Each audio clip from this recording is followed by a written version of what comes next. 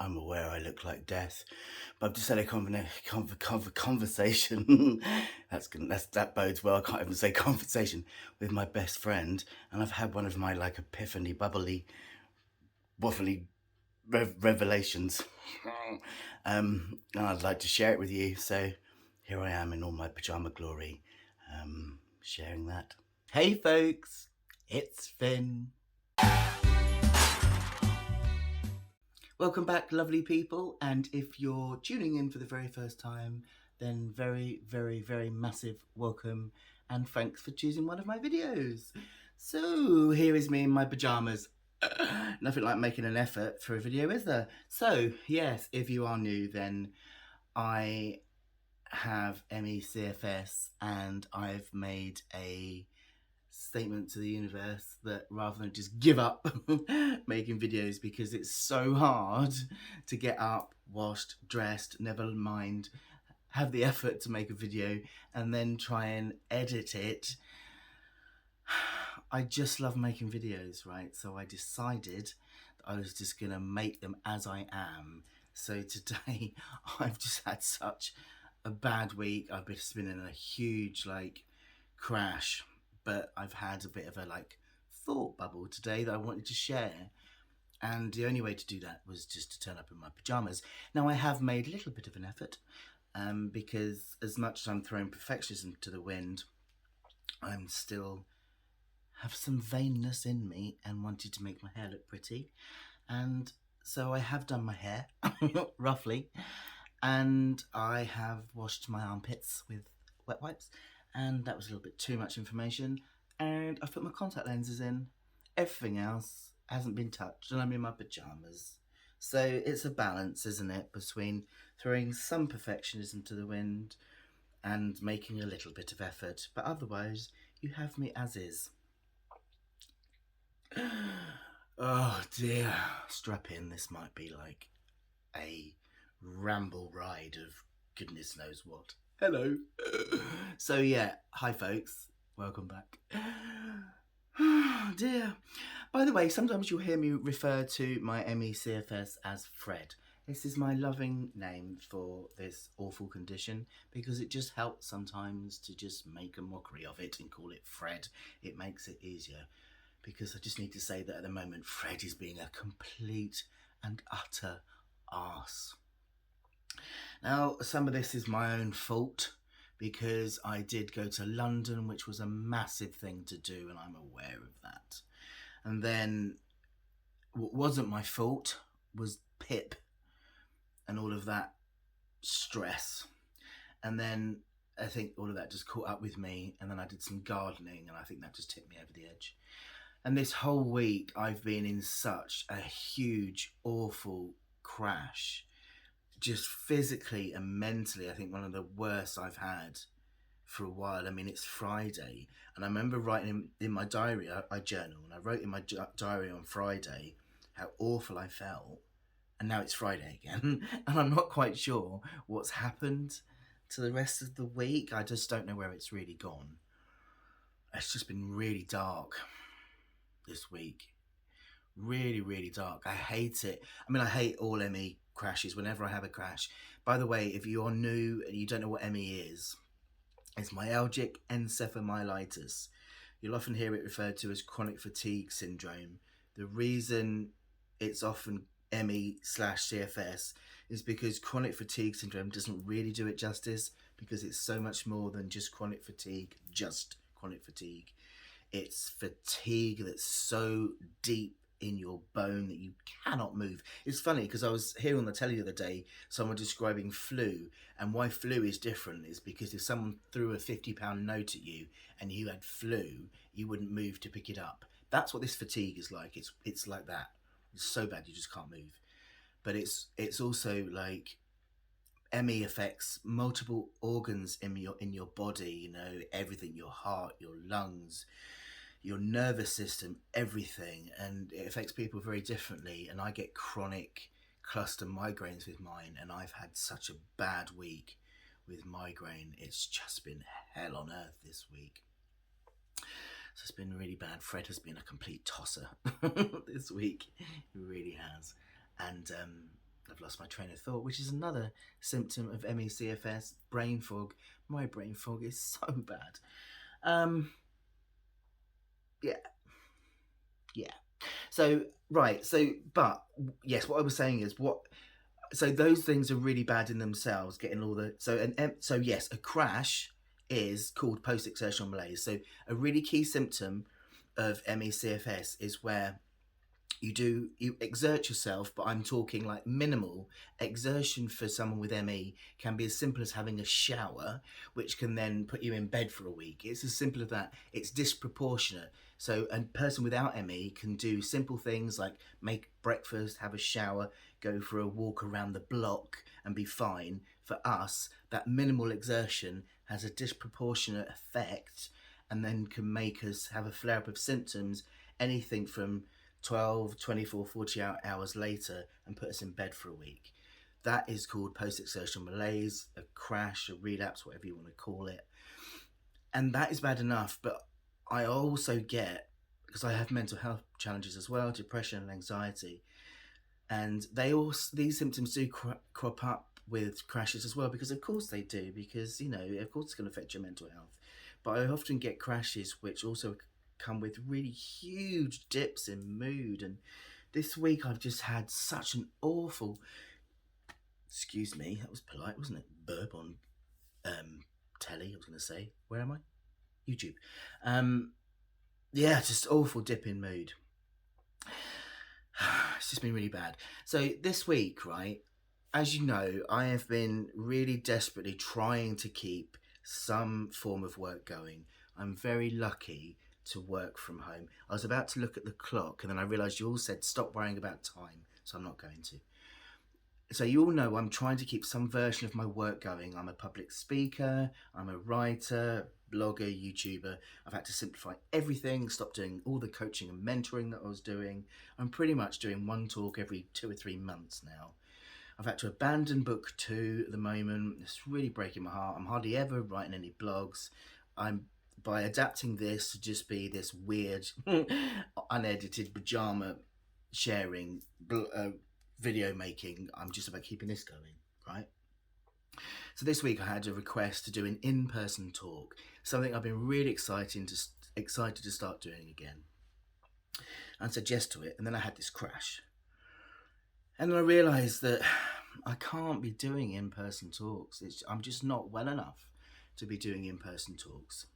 So I've had to cancel that, and luckily they've said yes to me doing it as a webinar instead, so that's fine. But I had, like, in the middle of this meltdown, I had like this big, like, it's just, what's wrong with me? I'm simplifying everything so much. I've stopped so much of my work. How much more simple can I make everything? I'm hardly doing anything now. How much less can I do, right? And I've chatted to Chris about this and how difficult it is, and I've been chatting to my best mate about all this, and something that she said just suddenly made me kind of think, okay, right, so I have stopped pretty much all the work I'm doing, but I'm also doing a complete other job that I hadn't thought about. I now have a full-time job managing my ME/CFS. And I hadn't thought about it, right? Because I'm now with the ME service and I'm working with my occupational therapist. We have telephone conversations for an hour once every 5 or 6 weeks, where I'm working through this ME booklet, where I'm learning pacing techniques, and I'm taking that away and then I'm implementing it and putting in the strategies at home. So as well as the normal pacing techniques I was doing between tasks, breaks, bookmarking, like rest between tasks, I'm also having like rest periods between the day and stuff as well, and like just other little mindful things I'm doing. That's a lot of cognitive effort to put into the day, okay? Plus, I'm working with this PIP thing, which is a lot of effort and a lot of stress. So let's just break this down, what my new job of ME/CFS management is. It's working with an occupational therapist every 6 weeks for an hour. Huge effort goes into that wipes me out. That then for the 6 weeks afterwards, I'm implementing into my life and experimenting with. I'm also, I've forgotten. I've also moved house, right? That's a huge load. And that also comes with, now I'm back able to go out on my own. I'm having to navigate relearning to go outside and manage my anxiety, learning to navigate the world again. There is so much new work involved in my life. I'm on a list to get some counselling to manage the life changes that have come with my ME/CFS. That's going to take a cognitive load. This new ME/CFS job that I've taken on is a whole new job in itself. No wonder, even though I'm making all of this space by stopping all of my old work, I'm actually probably doing more work with my new ME/CFS management than I was with all the work I'm stopped. And I hadn't seen this. It's bonkers, isn't it? What we just don't see until we see it. Me and Chris were chatting, and I've been on a waiting list for counselling now from, was it March? The waiting list for NHS services at the moment is just horrendous. We are not broke, but we are not doing great money-wise at all, which is why I applied for PIP, because we need a little bit of a buffer because I'm not earning much. But we've decided that it's worth the money, so I'm looking at a private therapist. And we found one that's got a sliding scale, so I'm just going to do it because I need some help. And so we're going to do it that way because I can't wait anymore. I'm going bonkers here. I am feeling so lost. I need direction. I need some help. And so that's going to take some work as well. So all of this stuff that's going into like managing, this is really only early days. I have been living with this illness now since 2017, but I've only known what it is for the last year and only started managing it in the last year. Only really had it diagnosed in the last few months. You know, it's been misdiagnosed and mismanaged for the last 4 years because of getting the wrong advice. So there's me being hard on myself, thinking, why am I still finding it so difficult when I've simplified everything? I have simplified everything, but there's all this other stuff now that's there to do. So right now, I've got to stop everything, I think, which breaks my heart.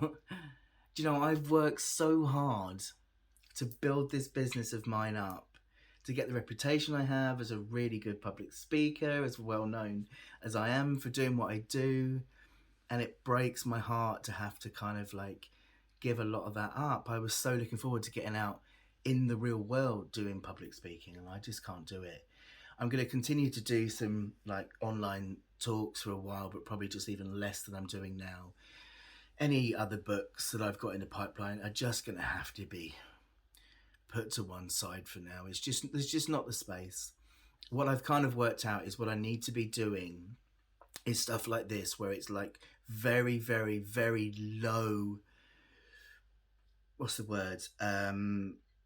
Low energy, no deadline, low energy, so that like if I'm really not well enough, I can just drop it. So there's no demand, low energy, no demand.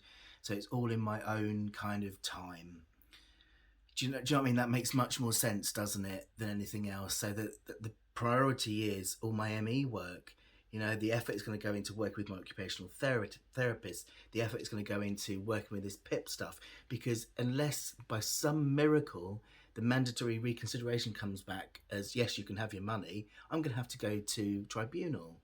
You know, then I'm going to be working with this. So I've got occupational therapy, PIP tribunal, working with the therapist, you know, and I still need to work with my GP to manage my symptoms, because my old GP, and now I've left him, I can talk about this, was about as much use as a chocolate sieve.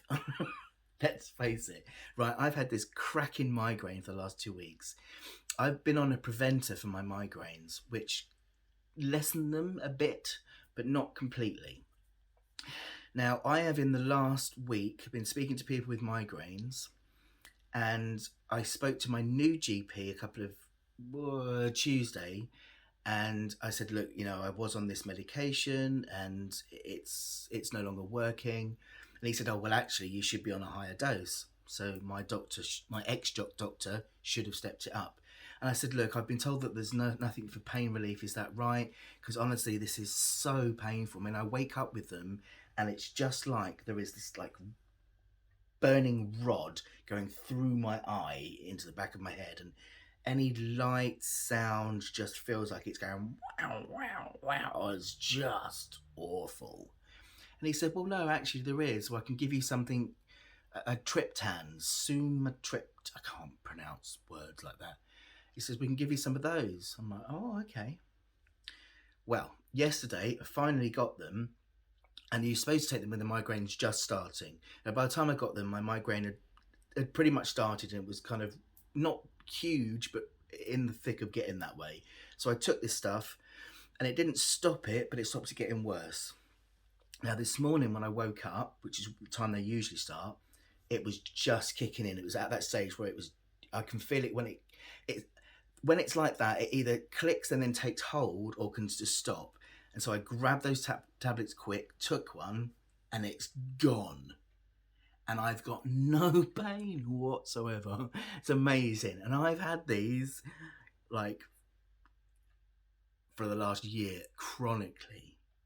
Why did my ex-GP never give me pain relief for these headaches?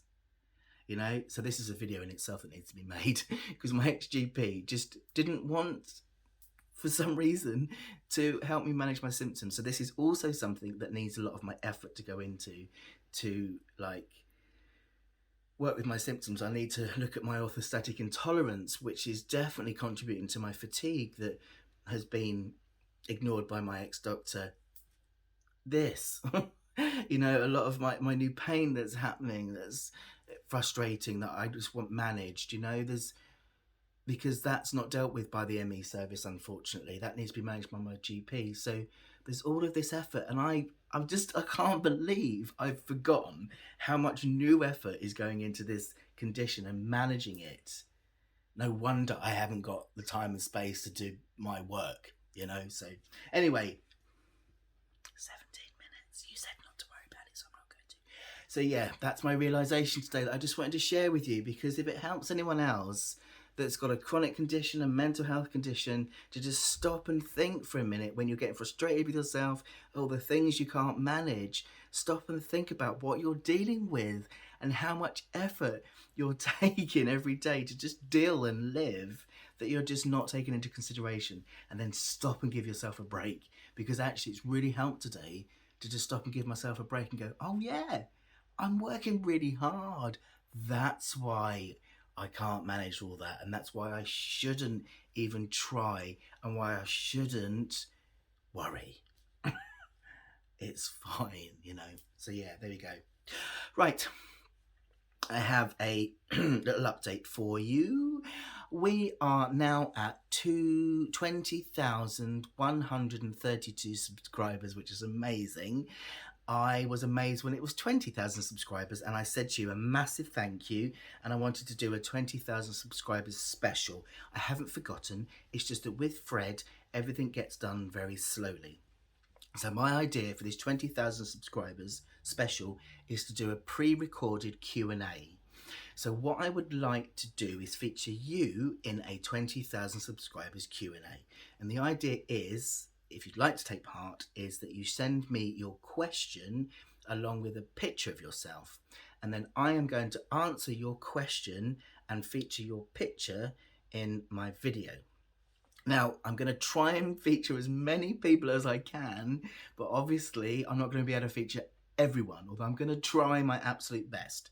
So I'm going to put a link, and I never remember which side. It's going to be one of the sides, and it will be down there as well.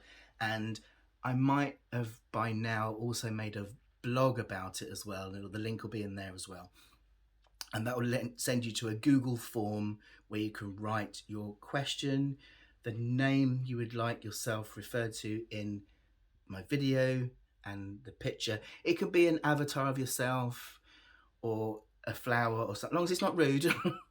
or anything you want to represent you. If you'd rather not your real picture, that's fine, but real pictures of you would be lovely, because I would like to show all your faces, because it's all about you, because it's you that have got me to 20,000 subscribers. So I'd like to feature you in my videos. So if you'd like to take part,